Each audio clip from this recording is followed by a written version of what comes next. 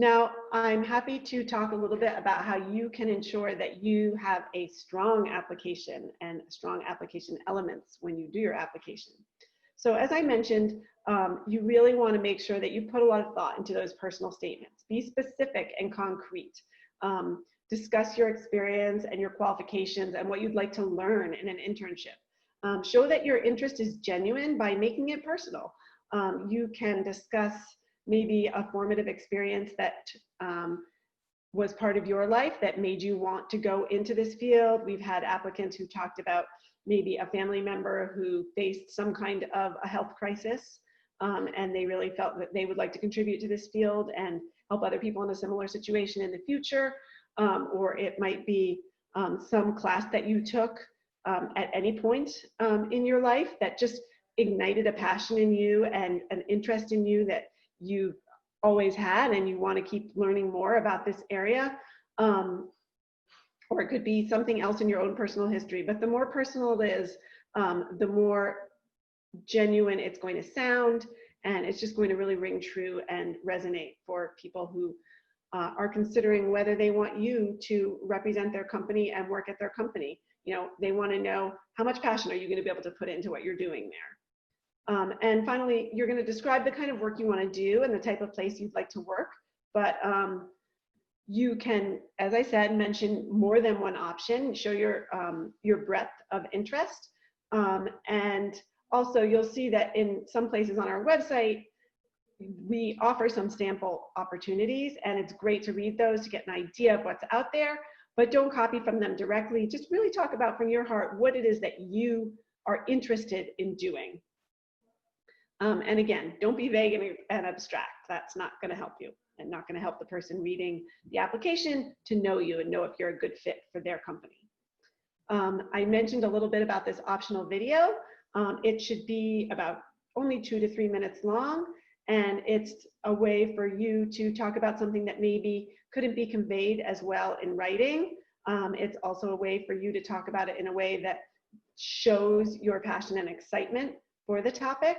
Or you could, for instance, talk about maybe a really exciting research project that you worked on. You could talk about that personal experience that made you passionate and want to go into this field. There's no specific thing you need to include or not include. It's just a way for you to add that extra dimension to your application. Again, emphasize your interest in life sciences, no matter what your specialty is. And the next one is super, super important, and it goes not just for your application, but for every element of something you're using to apply for a job in our program or anywhere else. You need to proofread so carefully and multiple times. I would strongly recommend you composing any long elements like a personal statement and essay in another application like Word that includes spell check, so that you're not missing any of those little things after you've worked so hard on it. I urge you to read it out loud. You might notice some missing words or grammar problems when you hear yourself say it out loud. It's also really good to have another set of eyes. So you've probably looked at it a lot of times because you're working really hard on it, and it starts to blur in front of you, but somebody else can read it with fresh eyes and tell you if there's something that's unclear to them or if they see any typos. If you don't have a friend or family member who you feel could do that really well for you, I strongly encourage you to go to the folks at Career Services at your university. They love to help people with stuff like this, and they're really good at it too. On your resume, you also want to proofread carefully. You want to make sure the formatting is perfect. Make sure your bullets line up. Make sure you don't have 12 different fonts on there. You be consistent. Look really, really, especially carefully at your contact information. Occasionally we see people who leave a digit out of their phone number or make a typo in their email address, and if an employer can't reach you, there's no way you're getting an interview and there's no way you're getting hired. So be really careful about those things. As I mentioned, you're going to be giving us the names of 1 or 2 references. Those can be a professor. If they're in your field, that's great. If they're not, it's helpful anyways.